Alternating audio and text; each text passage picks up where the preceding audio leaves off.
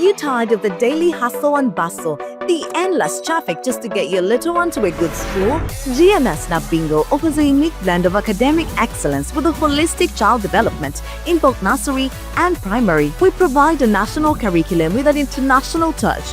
Enroll your child today by visiting our campus along Trinity College, Nabigo Road. GMS Snap Bingo, where every child's potential is a reality. Because we care. Hello and welcome to Second Take with IDK. Thank you all for your comments, your shares, your likes, as well as your subscriptions. If you haven't yet subscribed, what are you waiting for? You'll get notified as soon as we drop an episode. My name is Mevo Kevirunji and I'm glad to host Isma, a man who has assured me I will never, ever, ever in this lifetime get his name correct. Ismail Dakava Chigongo, that's my name. Glad to be here, Mebo. Yeah. How was your weekend? Went well, alhamdulillah. With the exception of not having power for most of Sunday. The rest, I think, the rest of the weekend was okay. So I was forced to go out of my routines because I had to leave home in order to charge my phone to be able to log on to the DSTV stream so that I could watch the Wimbledon final. That's for the men between Yannick Sinner and Alexander Zverev. And that started most of my Sunday afternoon because I'd stayed up I'd stayed up the entire Saturday night because that's the night when England played Norway. And then Argentina played, who did we beat this time? Switzerland. And when you factor in extra time and all, the game was not done until around 6:44 a.m. And I'd been up the entire night. So I knew that if I sleep for Sunday morning, after all, my Sunday job is not there anymore. Not available currently. Because of a closure of Nation Media Group by the government, and ordinarily I would have been at office on Sunday. I planned that if I sleep a Sunday morning, then Sunday afternoon, I'd wake up and watch MotoGP, which was in Germany. That is the 500cc bikes. I thought I'd watch Wimbledon final, like I've stated.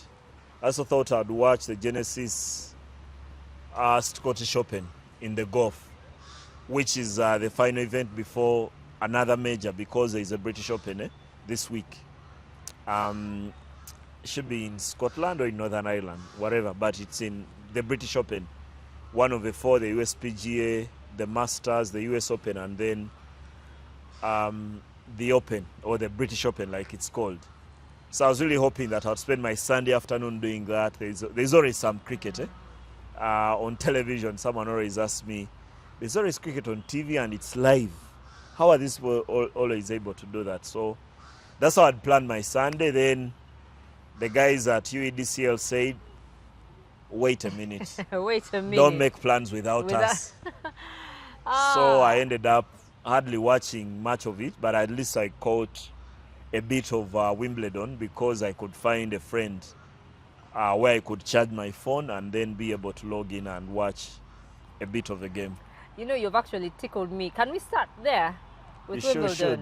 Yeah, so are we seeing a new big three with Sinner, Zverev and Alcaraz replacing Nadal, Federer and Novak Djokovic?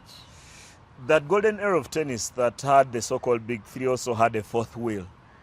A smaller fourth wheel, a spare tire in Andy Murray because of his 3 Grand Slam titles in the end. At least he got a chance to beat the big three and win Grand Slams in there. I'm not entirely convinced that Alexander Zverev belongs to that. I think this era belongs to the big two. And the third wheel, not for me. If it was a tricycle, it's the smallest tire. It's the smallest tire of the three, because the other two, Carlos Alcaraz and Yannick Sinner, fairly ahead of Alexander Zverev. Significantly younger, because he's now in his late 20s, should be 30. 29, should be 30. Not too long from now. He's only won one Grand Slam title. the French Open that he won last month. Maybe if he won a few more, and if he started beating Sinner and Alcaraz regularly, then that will start to count. Because this Wimbledon final is Sinner's 11th victory over Alexander Zverev, and their head-to-head, I think, is now 11-4. So it's not close in any sense. It could actually even be worse against Carlos Alcaraz. But he had never reached this far in Wimbledon. Good in the end.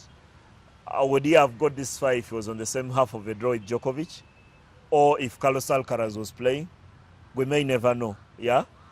But I'm not entirely convinced. Yes, you remember I really vouched for him to win the French Open because I thought he had the talent. Many years ago when he first came onto the tour and then got into that ATP Tour Finals, which is for only the top 8 players at the end of the season, I say a very legit player. But I've also come to realization that he's not as good as the A class, yeah? A class or A plus players. I could make the same argument for Yannick Sinner when I first saw him at 19. I knew there was something special about the kid. I could make the same argument for Rafael Nadal when I first watched him coming through the junior tennis tournaments.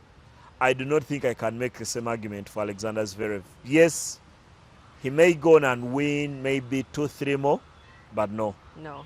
I don't think he's going to win enough to get into that bracket of a big three. Because remember, what makes those guys a big three? Novak Djokovic is on 24 Grand Slam titles. Nadal is on 23. Roger Federer is left behind a bit, I think, on 19. Retired earlier than all the three. They stayed on tour much longer. And there's a time when the holy grail of tennis was to get to 14 Grand Slam titles, because that's the number that Pete Sampras won. Then Federer gets to it and beats it and gets to 18 and then gets stuck at 18 for some time. So he would have to win a lot more titles. And the pattern almost shows that Carlos Alcaraz and Yannick Sinner, who are much younger, will at least win 15 Grand Slam titles. Yeah? Will at least win 15, all other factors constant. Okay, Alcaraz has even been out injured for most of this year. But when he's fit, you can almost count him to win 2 of every 6 Grand Slam events that he's part of. And at 20, give that to be able to win for about 12 years. Yeah, he would comfortably get to 15.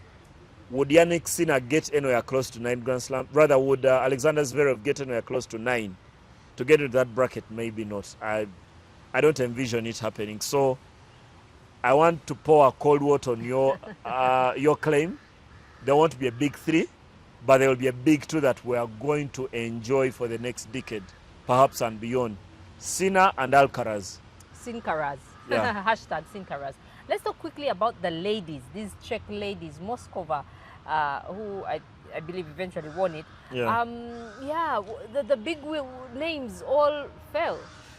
There's something that has been very beautiful or unique or maybe not appetizing for some in women's tennis.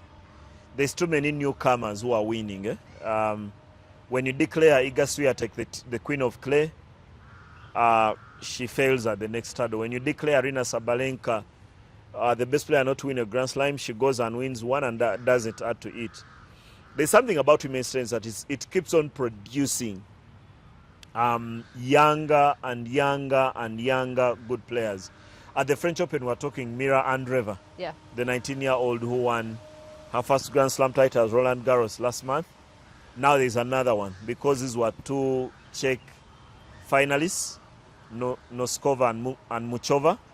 In the end, Noskova won that, when the distance went the entire 3 sets, before Noskova pulled the rabbit out of a bag and eventually was able to deliver that. But maybe for me, I love it for women's tennis. There's always a new girl that you have to discuss, and this time it's Noskova delivering her first Grand Slam title. Okay, let's move on to the World Cup that is happening, brought to us by DSTV. If you don't have a decoder yet, the games are about to end. 15,000 shillings only. You can get yourself a Go TV decoder or a DSTV decoder. But I'll start with some messages here, which they were sent to, through Brandon. But I just thought they would help, be the precursor to our discussion. Here, Tushave says, I honestly remember Isma being asked by Kevirunji on which team will win, and him answering that he hasn't yet decided. Then today, Mbu, he said France, even before they kicked a ball. Clearly, Isma, Olimbiemu. I want to accuse him of lack of an ability to listen. I'm very, very specific, and I've always argued. I never forget what I say. My opinions are almost inked in concrete or marble. I never forget. I actually had an order from the start, and I said France, Spain. Of course, I'd always want Argentina to win. Yeah? But the first two teams were France and Spain. Gilbert says, I vividly remember Ismail choosing Spain to win on KFM Sports. Ate, when did he choose France? He's kidding. He's kidding. Then we have... I've told you the ability to listen is very poor. Wahab Kabali says, Isma is like a young boy in love. He simply can't see any flaws in that Argentina side. There is no way you can defend daylight robbery that was exhibited in that game of Egypt. Regardless, France ebalinze in the final. Now, Isma, I want to ask you, do you think Argentina are favored? Yes or no? No. No. No. Okay, allow me to read something, please. Allow me to. You think they are not favored? Yes, I don't think so. And I had a feeling you would say that. That's why I came prepared for you also. Yeah. Glad. Let me. You like a challenge, so let me try and challenge you here. Disproportional yellow card to foul ratio. Data shows that referees are significantly more hesitant to book Argentine players compared to other teams. Argentina's ratio is 19.7 fouls for every single yellow card. You even know the figures. England, on the other hand, is 7.7. That's number one. Number two, unprecedented penalty volume. Argentina's statistical edge in winning penalties has spiked sharply in recent tournaments. Luckily, we miss all of them. Because Messi has missed 4, and that's a world record for most penalties missed at the World Cup. However, across the 2022-26 World Cup penalties, Argentina ranks first. Number 3, high-profile VAR overturns and rule deviations. Who uses this language, high-profile, hesitant? Let's just say VAR overturns, not use high-profile. Don't say hesitant. When you're saying hesitant, it's almost like you're prejudging the referee, you know? And I'm very, very good with language. Yeah, it's something that I would... I know how to call someone stupid by saying they're not very intelligent. So I'm very, very careful with when someone is communicating, and they're already biasing you by saying high profile. Who is determining the profile? Okay. Manange, sorry, allow me to cough. Please. As she does that. So, you want me to respond to those statistics? I'm hoping Jeremiah will edit that out. No, we need it in the clip. We are humans. Yeah. Okay. There have been a series of highly unusual in-game interventions. You see, highly unusual. Officials that directly that is the language. Benefited Argentina through the knockout stages. Of course, there is Egypt. They scored a breakaway goal. VAR retroactively intervened to disallow the goal for an away shot pull on Lisandro that occurred 20 seconds. It wasn't actually only a shot pull. There's a shot pull and a stamping on his foot. Experts like former FIFA referee Mark Clattenburg publicly criticized the decision as an incorrect use of VAR. The Switzerland you red don't card. want my opinion of Clattenburg, but go on, Okay. because I have a very low opinion of him. Switzerland red card against striker Brill Yeah. was sent off via a highly controversial second yellow card for simulation after a physical tangle. So again, I ask, Isn't there some truth to this, that Infantino wants to see Argentina or Messi I or wish. both First of all, in the final? Let me give a very cynical response. I really hope Argentina win the trophy. I really hope Infantino wants Argentina to win the World Cup, because that will be 4 world titles to my team. And can you answer this question objectively? I'm going to answer it objectively, but I want to first give a cynical response. I do not give a damn. Yeah, I do not give a damn. I really hope Argentina win the World Cup. I really hope Argentina win the World Cup. And I really hope that, I wish in the final we're playing Curacao. Yeah? And that would mean Argentina would win. But there are things in there. Let me try to put them into perspective. I've been watching football since largely 1991, when I first walked into a stadium at Masaka Recreation Ground. And the reason I went there was to watch AC Villa and Majid Mosisi, who I'd watched my entire life. At no point do I remember a team that wins not being accused of cheating. You can remind me of one. I've never. When United were winning, when most of us were suffering in the late 90s and early 2000s, United were cheating. My entire life, I don't know of a team that has been accused of cheating more than Barcelona and Real Madrid. And I also know, growing up, in a Ugandan sense, because I've been going to the stadium for the past 30 plus years, SC Villa and Express have been accused of cheating and getting favors from the referee. Presently, there is no team that cheats more than Vipers. Yeah? So, one of the things I've learned over time, that as human beings, we are not able to relate with success. When someone does so well, we are trying to find a way that brings them down, or that shows that they're not actually that good. You and I would know. Jose Chameleone was accused of going to underwater. Yes. When he was the biggest, and I think he's arguably the greatest musician Uganda has produced.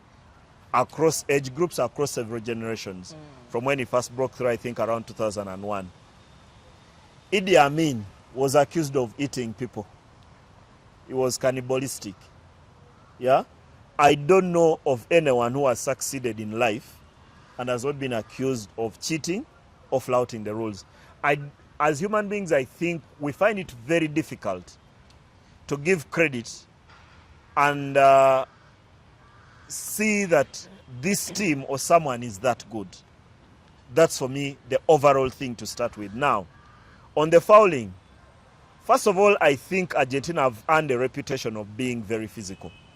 Yeah. And sometimes when, as a team, if that gets into the referee's minds, you're going to get away with so many things that other teams may never get away with. It's a bit like when you're being tagged a diver.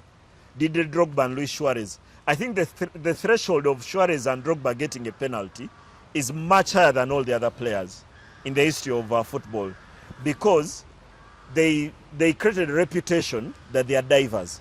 Now, Argentina have created a reputation in the referees' minds that they are very physical.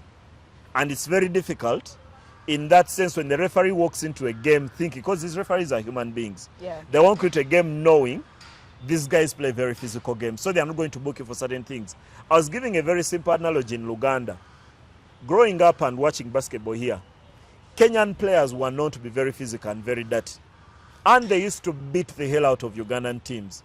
When they would come here for Falcons Invitational, Abelink Memorial, all the other tournaments in Zone 5, we knew we were going to lose to Kenya because we were physical.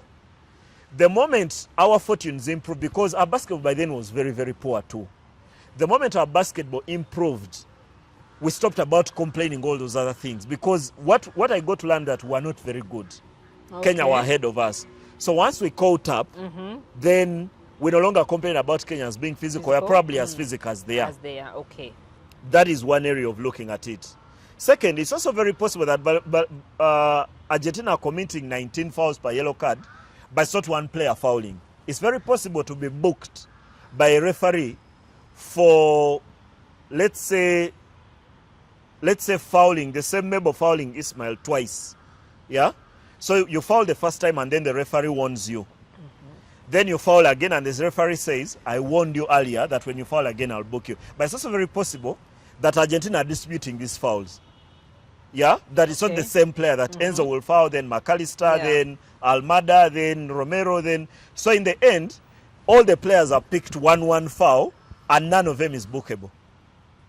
And I've seen, for example, in the past, when Pep Guardiola was coaching Barcelona, Barcelona would commit all those tiny, tiny fouls. But they would be spread. They would be spread out. But also these tiny fouls where they are not hacking a player, they are not bookable on their own, but they are bookable out of an accumulation. Okay. That if you commit the same foul on 3 occasions, you'll get booked for it. Yeah? But if you commit that foul once in isolation, you'll not be booked. Okay. So it's very possible that Argentina are very intelligent. I've seen Pep Guardiola's teams are very smart with those fouls. They'll commit those tiny, tiny fouls right outside of your box as you're creating a counter-attacking situation, but they'll not hack anyone. They'll not pull a shot in when you've crossed the center line where you'll be booked for one offense. So it's very possible that Argentina are taking advantage of loopholes in that rule. And teams these days are very, very intelligent on getting those small things right just to get an edge. That's one area that I would also, maybe people should observe. The other one is the very controversial game involving Argentina and Egypt. Exactly. The goal is disallowed after 17 seconds. Is there a foul on Lisandro Martinez? You can answer the question. Is there a foul on Lisandro Martinez before Egypt score their goal? Yes, there is. There's a shot pull and then there's a stamp on his boot before Egypt get that counter-attack to score. If I was the referee, I would not disallow the goal. I think it's wrong to disallow the goal. However, in the rules, referees are allowed to go back as many phases as possible. I remember in the German Bundesliga, about 2-3 seasons ago, there was a team that was called, it should have been a game between Hertha Berlin and Freiburg. I wish I could remember the exact game. There was a team that was called out at halftime to come and concede a penalty because the VR had noticed there was a actually, here is the incident. Was it even a foul? There were substitutes warming up behind the goal line. So when the ball is kicked and it's going out for a corner kick, one of the substitutes of a defending team kicks the ball before it crosses the line, before it's out of play. And in the rules, that's a penalty. What? Yes. So the officials had not noticed. So someone complained. So when they walk out for the halftime break, I wish you guys here watch more football than I do because you'd remember the incident. They go in the dressing room, the referee realizes, they call them back and take the penalty during halftime. And then they go back for the halftime break. A player who was warming up behind the goal line kicked the ball before it gets out of the pitch. And that's a penalty. And it's awarded. The best thing for me about football, and I'm a student of the game, I don't even have the most knowledge, I'm probably at the bottom, is that every game these days I'm watching, I'm learning. That's why I always beg people. Not only that now DSTV has given us an offer of 15,000, please watch the game with commentary. Not because you won't know. You won't learn anything. Because the guys who are commentating the game and the analysts are actually experts. They have a lot more knowledge than you'll gather in 3 lifetimes. So if you're watching the game as you drink, as you argue, as you do other things, you will leave the game just arguing for the sake, but without knowledge. And I sense there's a lot of us who make the argument without knowledge of it. Because the game has changed. The game is not like when I first watched it in 1991. It was rightly about what the referee was. I actually remember telling stories that when I went to games as a young boy, there were many games where there wasn't a fourth official. There were many games where the fourth official was there taking a cup of tea and is being able. Today, the fourth official spends the entire game standing because the referee is part of the team. Yeah. These days, you see 5 referees and then there's VR and all. Because the game has changed significantly. So, we all need to relearn. So, we have all these biases about the things we've seen before. I want to go back to Argentina, Egypt. I wouldn't disallow the goal. For one simple reason, I come from a totally different school. Lisandro Martinez is fouled. But Argentina have at least 3 phases to defend that ball. And they fail to defend and concede. But the goal is disallowed 17 seconds later. I was told by our colleague here, Jeremiah, behind the camera, that there was a goal that was disallowed after 19 seconds involving Aston Villa. in the league, people need to watch these things and pay attention. Because if you're going to make an argument out of what your emotions are without knowledge, you're going to fail. For me, that is one of the other ways. Let's not forget, Manchester United, they were playing one of those teams with stripes, either Sunderland or Brentford or Southampton. Well, one of those teams that wear red and white. Not red and white. One of those three. Remember the penalty that was added to Bruno Fernandes? That was given? Yeah? Brighton. When the game was actually done. Half-time. And then they were called to come and concede and prepare for the penalty, which eventually Bruno took and scored. That's how far back. My apologies. That's how far back referees can go back to alter a decision. I'm going to request a bit of water because this is bothering me quite a bit. So I wouldn't want the goal to be disallowed. And I'm not even making this argument because I support Argentina. And I would want Argentina to win every game of football. Every game, regardless. Let's talk about Switzerland. I want to go on because also in that Egypt game, there was also another incident, because I'm going to finish with the one against Switzerland. There's an incident where Julian Alvarez takes the ball off Mohamed Salah's feet, knocks the ball, then hits Mohamed Salah. Go watch a replay. He takes the ball first, then the follow through is Salah dragging his foot against Julian Alvarez.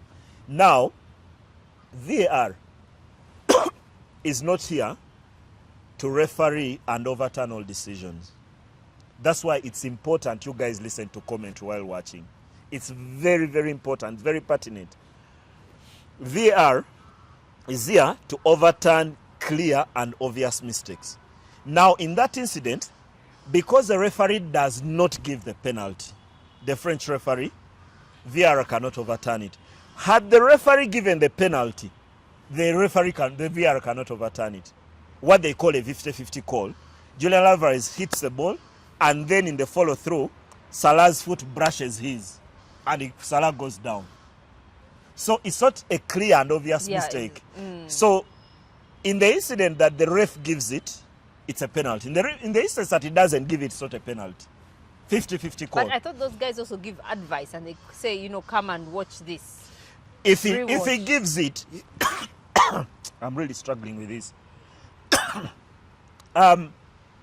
If he gives it, he will not be told to overturn it. He will be told to review just to confirm whether it's a penalty. Because once a penalty is given, the rules say the VAR will review the decision to confirm.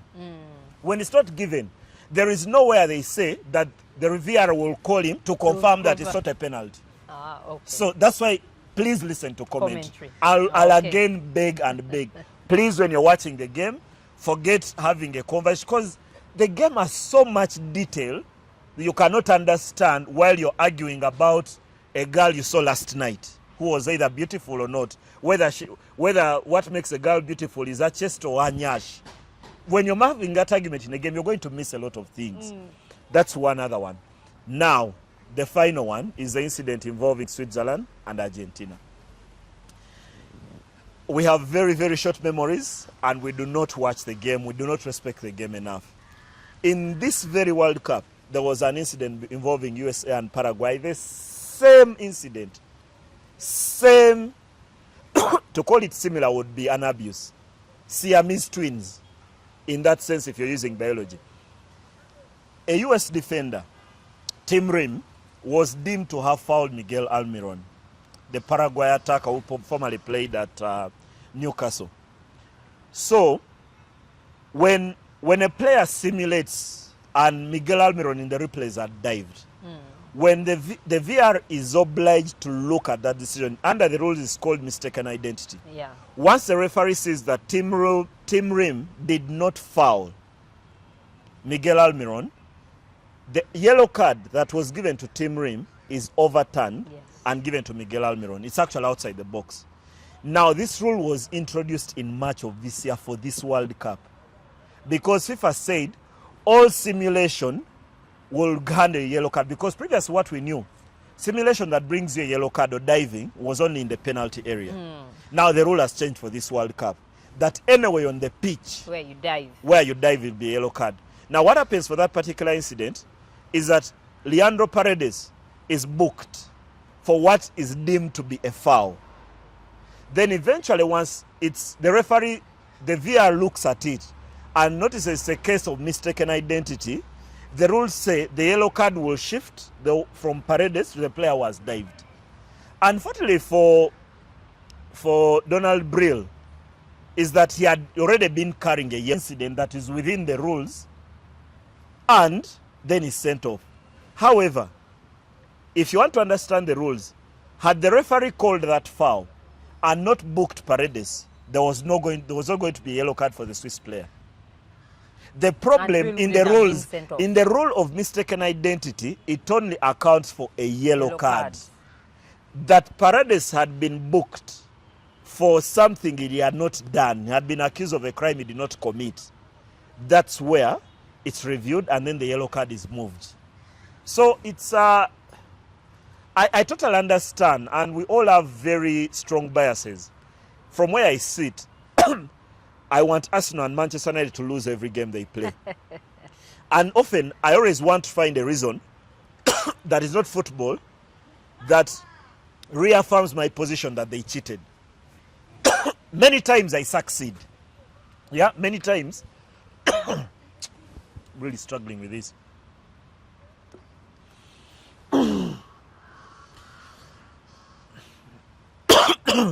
I don't know what got into me, but anyway, many times when I'm watching the game, I succeed at finding a reason that is not football to reaffirm the fact that Arsenal and United have cheated.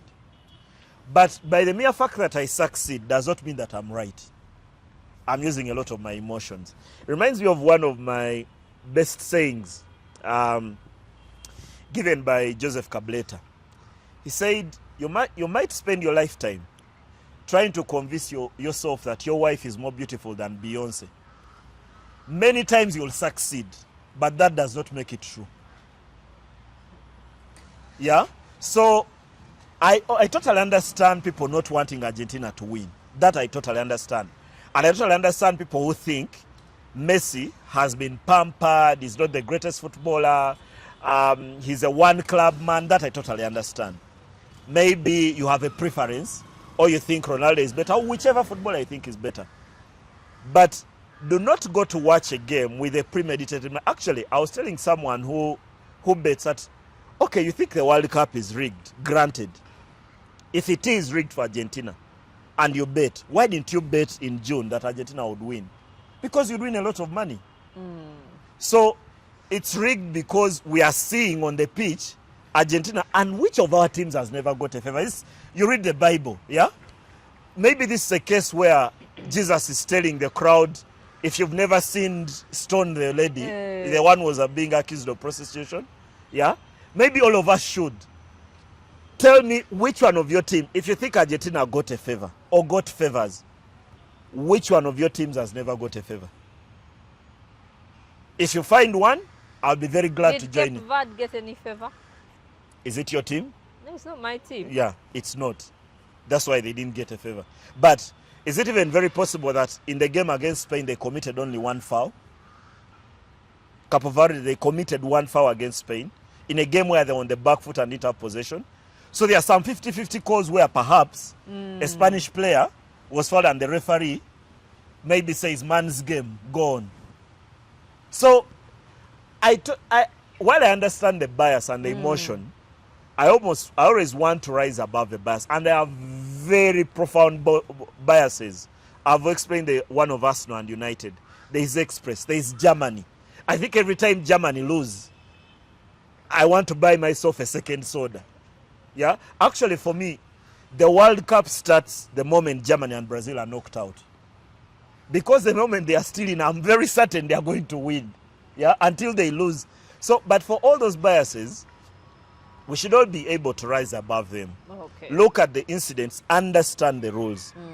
And like you, I would have loved that the Egypt goal stands. But the rules say something different. Okay. And unfortunately, because VR can be a bit inconsistent, yeah, on so many levels. We are not going to get the same one size fits all. That's why sometimes I do not like. Sometimes I struggle to make cases by referencing our decisions because these are different humans. The limits of VAR would have been, in my case, the offside, goal line technology, mistaken identity. Because those are not subject to human interpretation. They're a case of technology. For example, the offside, you have points of chips on players, on jerseys, then you have chips on the ball. So it can determine when the ball was hit and where it landed through technology. So if it's offside, it's offside. The ball has crossed the line, it has crossed the line. And that's what I would like. The moment VR allowed that even after all the reviews, then there is a human to make a decision, then we are back to where we were in the 80s and 90s, because then it was subject. Is it a ball to hand? Is it a handball? Was there a contact in the box? Was the contact sufficient for the player to go down? Then that's a penalty. So the moment VR stepped in that area, then we must go back to human interpretation. And human interpretation will be very different for every incident. But mbasaba banange mulaba omupiira nga muwuliriza. This is an entire classroom. Yeah, what many of us regard as entertainment, what we do after our carpentry workshops or after our jobs in the market, after selling perfumes and clothes, is actually a 24-hour job for some people to entirely implement those rules and ensure that the game runs in a certain way. So you cannot be an expert when you're giving this game that people give 24 hours and you give it 2 hours. Of the 2 hours you're arguing and drinking, then you come back and want to make an argument for people, with people who are giving it 24 hours of their time. I do not buy into that. Okay, let's talk about the other quarter-final. England against Norway. What did you feel? Entirely for me, a game that came down to the excellence of Jude Bellingham. Oh yeah, you know, I enjoy it because when we see more strikers coming in, you know, we have our poll of the top scorers. He wasn't among. He won't be. Okay. He won't be. I think one of Mbappe or Messi will finish as top scorer. They're on 8 currently. I think one of them will. And by the time Mbappe retires, he'll have scored more goals than anyone in the history of the World Cup. He started young, and the numbers are there to show. He scored 20 in 20. 20 in 20 World Cup games. Wow. Those are mind-boggling. But Jude Bellingham has been more than a sidekick for Harry Kane. I'm one who holds Harry Kane in very high regard. But now you have someone to support Harry Kane's hustle, or to support England's hustle. Those 2 goals, one of them is for me entirely down into anticipation, the second one. And part of it is down to character, the will to get there. Yeah, when you're ghosting and making that late run into the box, you're just hoping the ball lands somewhere, and then it lands. When you don't buy a lottery ticket, you can't win money. So Jude Bellingham makes that run and gets into that area where the chance that the ball will land, you could argue maybe 10%, yeah, because if a goal is that big and the ball lands right here, that's 10%. It could end up anywhere. So Jude Bellingham is buying his lottery ticket. But you've also got to give him credit of the kind of character, the kind of man he is, because in him, he thinks he's one of the best players in the world, actually. Spanish media call it ego. Yeah? I think I call it character. Is that why he's heavily criticized? Largely so. There's some arguments maybe because I don't live in the UK, but I've seen also some black players. I've seen Ian Wright and who will say the English media not give him enough credit because he's black. They think if he were black, he would have. If he was white. If he was white, yeah, he would have a lot more credit coming his way.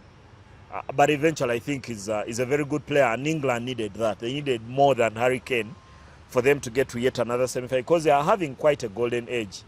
They've played in the Euro finals, they played in a World Cup semi-final. Yeah. What they haven't reached now is a major World Cup final since 1966. So will they do that? Do you think they'll be able to beat on Tuesday, beat Argentina? On Wednesday. Oh, sorry. or on Wednesday at 10 p.m. I think it's in my position. If we watch all the teams, while England have not really been excellent, I think they played better than Argentina for large parts of this tournament. Argentina have struggled, have looked very labored.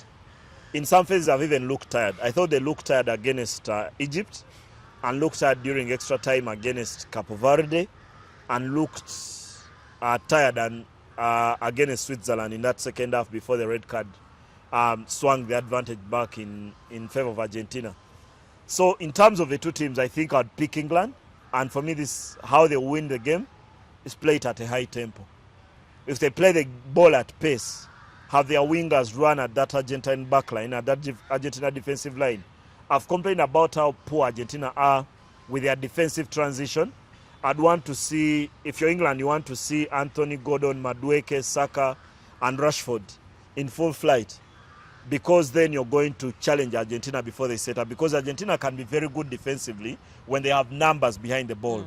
But the transitional defense has not been very good. So maybe that is one area that England could nick an advantage. But also it's a very big rivalry. Maybe it's going to appeal to a lot of emotions. If you read or you understand this rivalry, perhaps exacerbated by the events of 1986, that hand of God by Maradona. 40 years ago. 40 years actually. 40 years ago, when Maradona rises in that quarterfinal and flips the ball with his fist away from Peter Shilton, in a game where he also scored the greatest goal in World Cup history, because he went past half of the English team to score the winner in that game.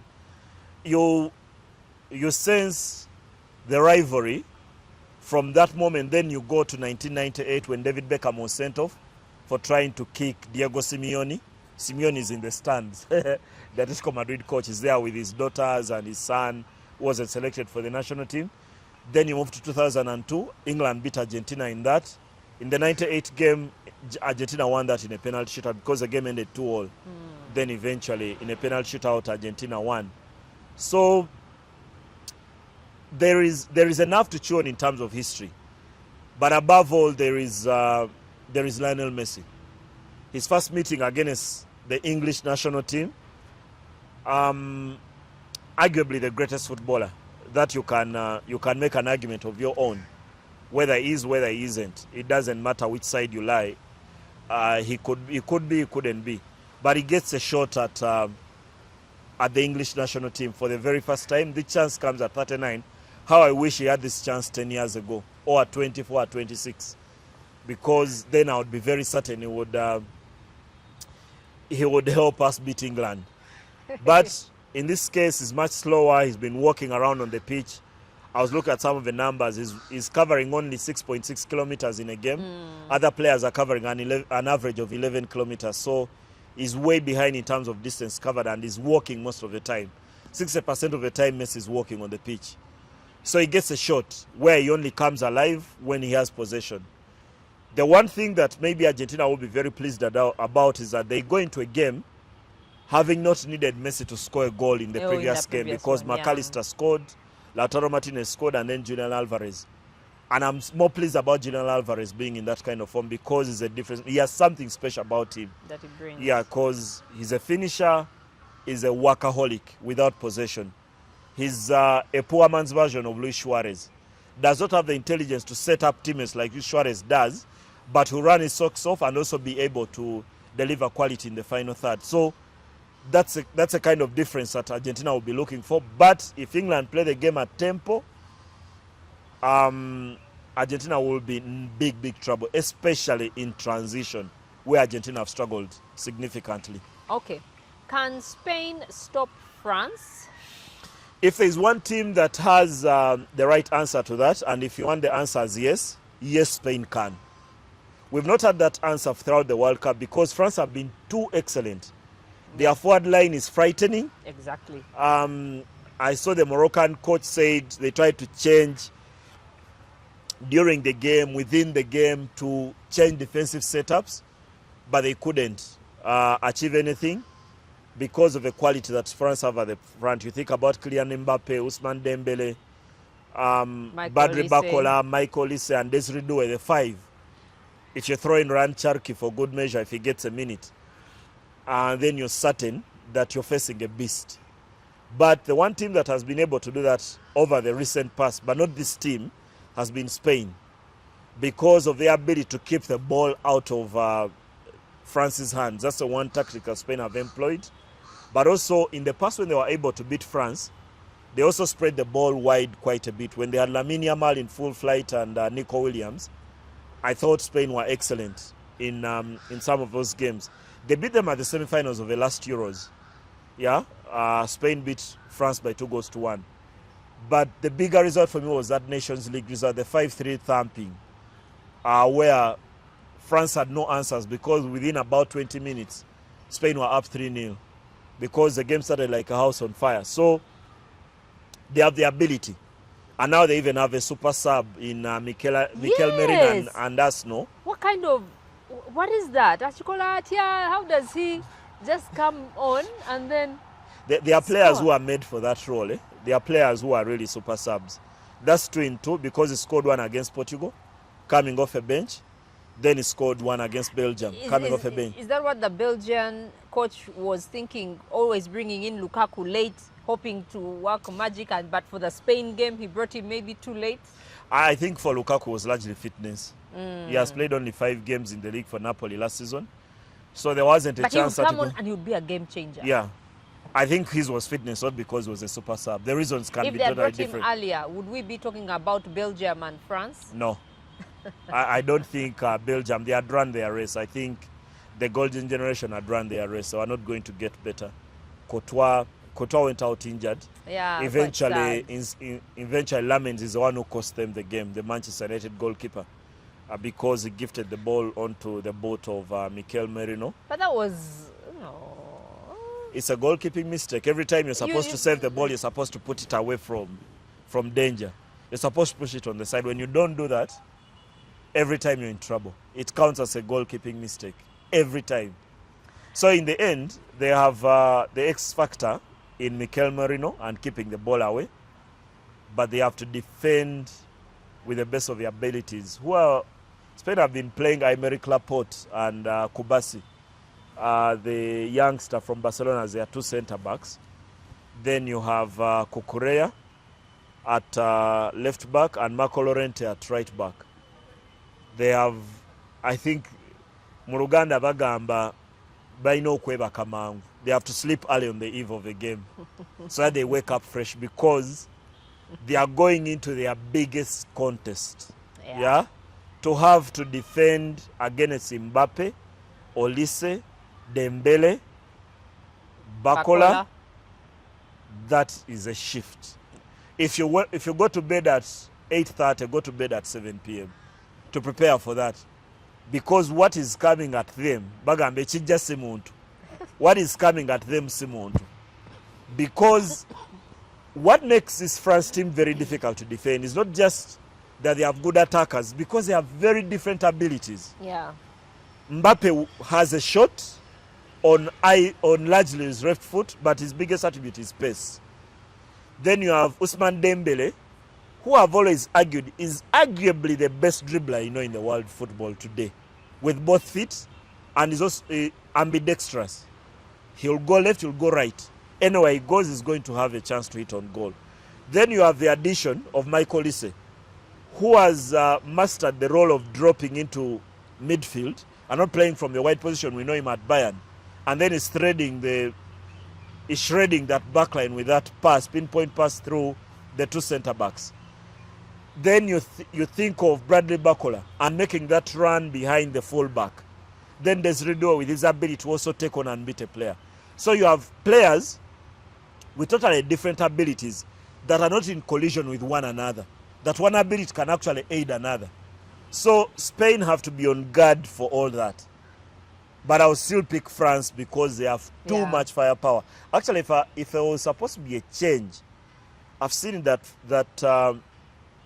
Spanish midfield has had Rodri, Fabian Ruiz, and I've seen also Alex Baina, and sometimes Pedro Gavi.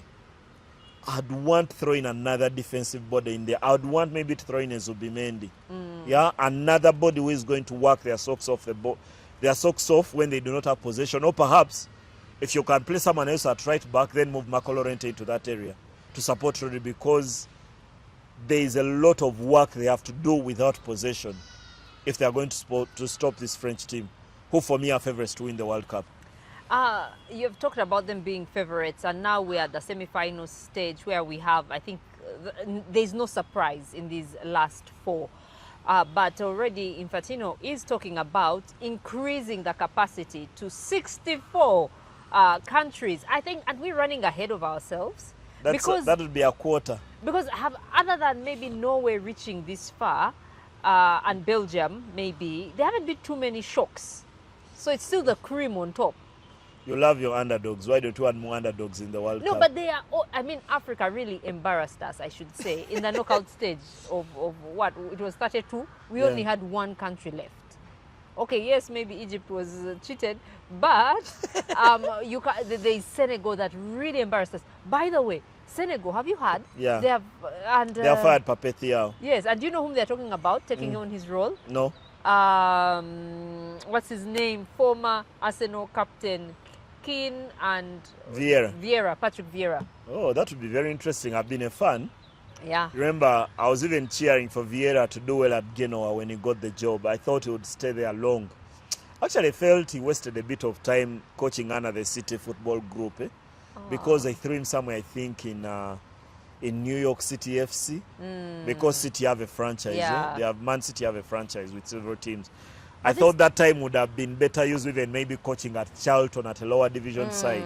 But also maybe it also goes back to emphasize how few opportunities black coaches have. But there's this guy who was part of Guardiola's team. Kolo Toure. Yes, Kolo Toure. And he seems to be doing well. He's doing okay, not well. Okay, he's doing okay. I don't think Vieira was given that chance. Yeah, and I'm one of those who is really skewed to many players whose careers I can relate with playing, watching them coach, because I've been a big fan. I really hope he thinks he can take the job. Yeah, Pape Thiaw, I think that his downfall was down to... yeah, that game his was downfall horrible. was not only that knockout game against Belgium, but the manner in which they struggled in the group stages. And then it didn't help when Pape Gueye gave that interview and said he's not coming back until there is coaching change. Yeah, while I think Pape Gueye overstates himself, he's a good player, make no mistake, but he shouldn't be making technical decisions for the national team. But Pape Thiaw has done well. He's run his race. They won an AFCON. They wait for the Court of Arbitration for Sport to make a ruling because that decision had been overturned. And then see what happens. But back to where you started, the 64-team World Cup. I'm not surprised. The debate, actually, it was first raised by CONMEBOL, the South American Football Confederation, the CAF of South America. They're the ones who first proposed for the World Cup to be raised to 64 teams. And if you remember, there had actually been a proposal to increase the number of teams playing at the World Cup after the 2018 edition in Russia. The proposal to move to 48 teams was actually initially supposed to be implemented in Qatar. Then FIFA, after doing their study, realized that Qatar would not be able, a very small country, not be able to take 48 teams at short notice. So, good riddance. America has the ability, and then you have Canada and Mexico. So, we're able to have the first 48-team World Cup. It's almost, for me, destined to pass, because the only opposition that will come, and I've seen from the story, will come from UEFA. The other federations do not mind. South America want it. Africa will have no option. Asia will not. Neither will CONCACAF or Oceania. Yeah. So it's almost inevitable that in 2030, which World Cup will be hosted actually by 6 nations. I know, Morocco, Spain, Portugal, Argentina, Uruguay. Because it's going to start in South America as FIFA celebrates 100 years. Yeah. Then finish in Europe. Oh, very expensive for journalists. Yeah. You have to choose where your hustle is going to be. If you choose to go to Morocco and stay there, or you go to Spain, I think you're better off going to a country which will host the World Cup final. Yeah, and that should be Spain. So you go and sit in Spain and wait there And I'm told it's not very expensive for people who have traveled to Spain before. But for me, there's a bit of inevitability. But for me, I always view this as it's money. Football has made its money. And the world should not try to explain to football how it should spend its money. You are not there. Bomba temwali wonga mbona abona nga neyiya. Temumpa magezi nga ngaggawadde. That's why people start saying Ismail has married too many women. Hey, when I couldn't afford one mwaliwa. Yeah? Ismail aine motoka nya. When I was walking or taking a border mwaliwa. So people are trying to explain to football what should do with his money. Football has way too much money. Yeah. Nothing today generates as much money as football. And Infantino is trying to find ways to share this money. Remember this World Cup, they paid out $9 million per team at the World Cup, which is the highest. When I first started following these figures in 2006, FIFA was paying $2.5 million per team when Togo first qualified for the World Cup in 2006 in Germany.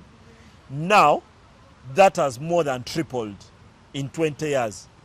So there's just so much money to share. So what should they do with it?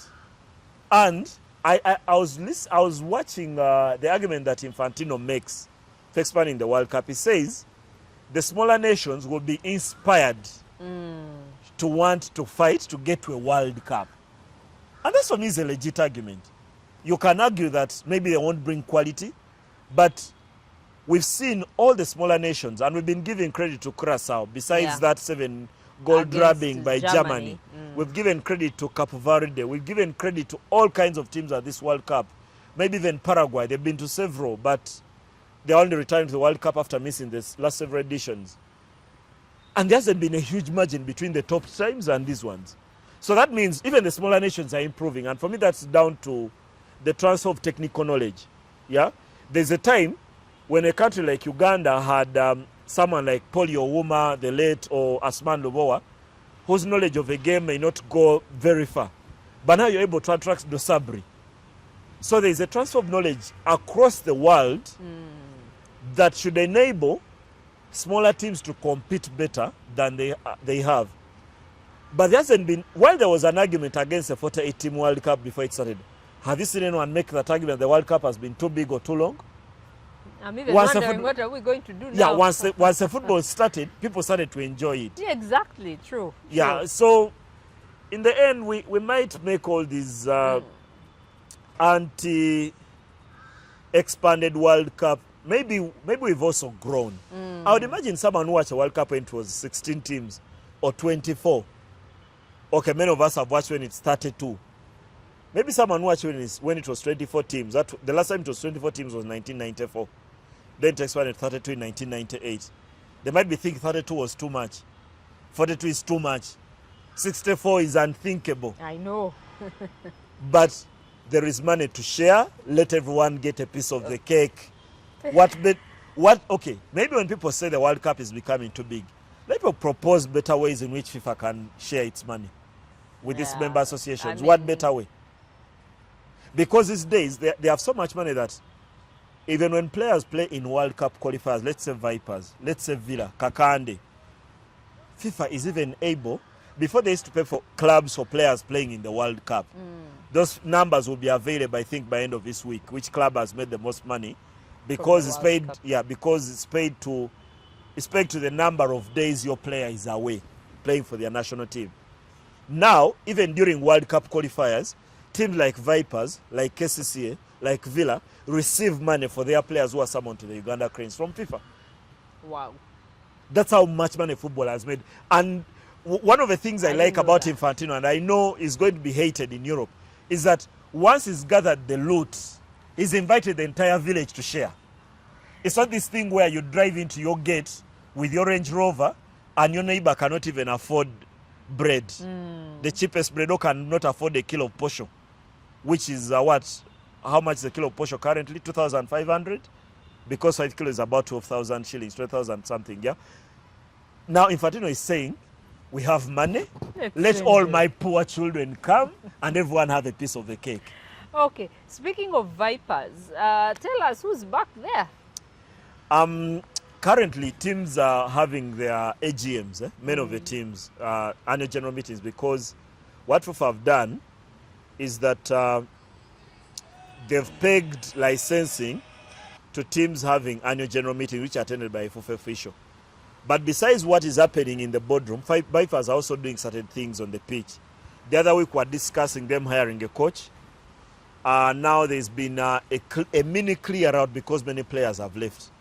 Up to 8, if I remember the number correctly, including my Bashir Sekaja, who has been a goalkeeper there, one of the understudies.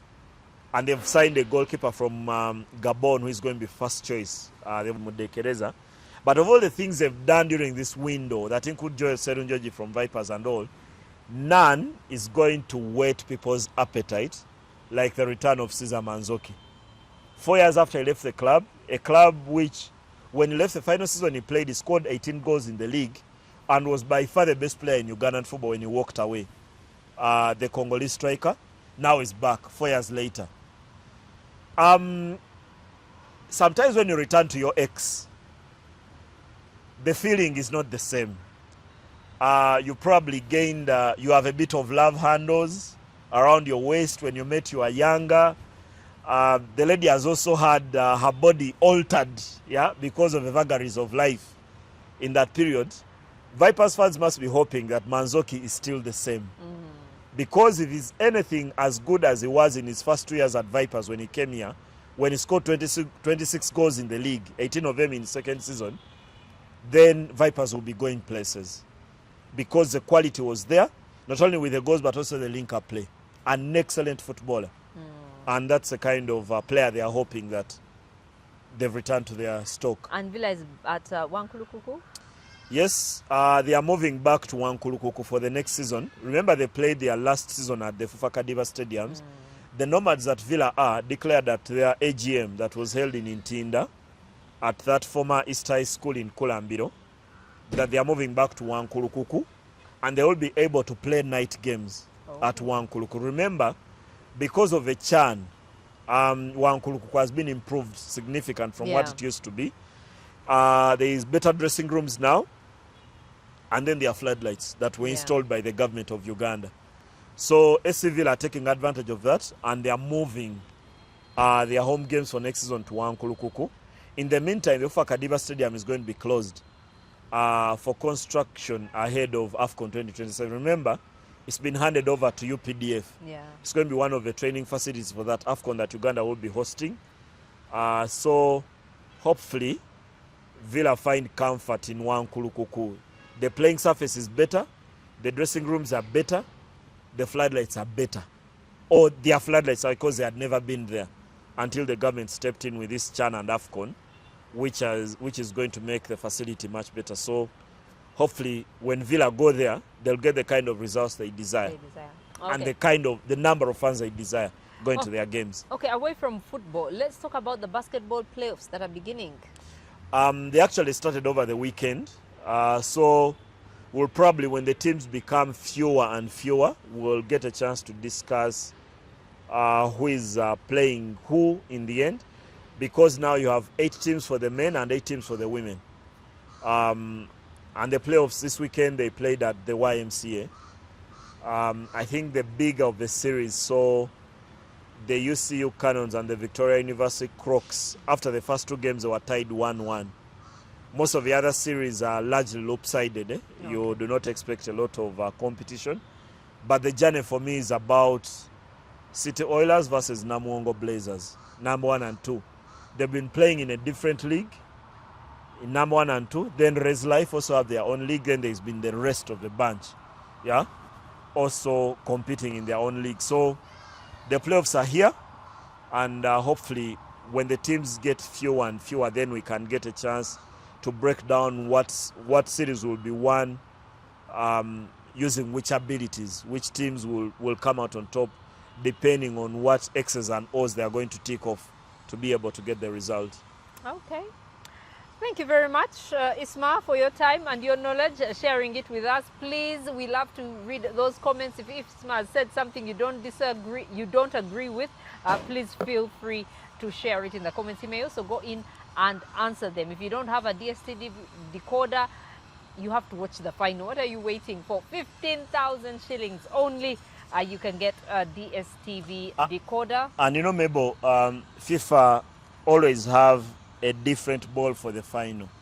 Oh, I received an email from FIFA this weekend because I'm the FIFA media channel, is what they call it, FIFA media channel, where all registered journalists across the world receive information firsthand. So they've released that. Yeah, they launched it, I think, yesterday in New York.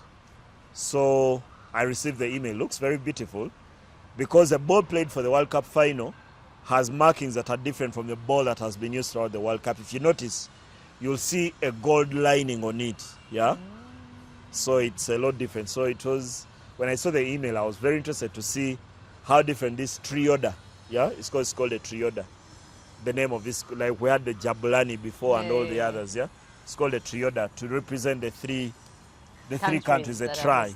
So when you see that ball, it will be very different from all the others. From all the others we've seen throughout the season. And there will, of course, be many that they will produce. And you notice during this World Cup, also someone asked me about why fans are going out with balls. Remember in the Premier League before, they would have one ball on the pitch, and whether it goes to the stand, they wait for the fans to return it. Now FIFA, in a way of okut disaba customer babu, when the ball goes, you're supposed to take it as your souvenir for that you went to World Cup game. So they are not chasing it, they do not want it back. They have enough balls around the pitch. So if someone kicks it to the crowd and you get it, take it home and say, I was at the game. And sell it later for millions. When Argentina cheated Cape Verde, when Argentina cheated Austria, when Argentina cheated Jordan, when Argentina rigged the World Cup, you were there and you have a ball to take home. Exactly. We shall see you next time. If you haven't yet subscribed, please do so. Do take care of yourselves. Bye-bye. Are you tired of the daily hustle and bustle, the endless traffic just to get your little one to a good school? GMS Bingo offers a unique blend of academic excellence with a holistic child development in both nursery and primary. We provide a national curriculum with an international touch. Enroll your child today by visiting our campus along Trinity College Nabingo Road. GMS Bingo, where every child's potential is a reality. Because we care.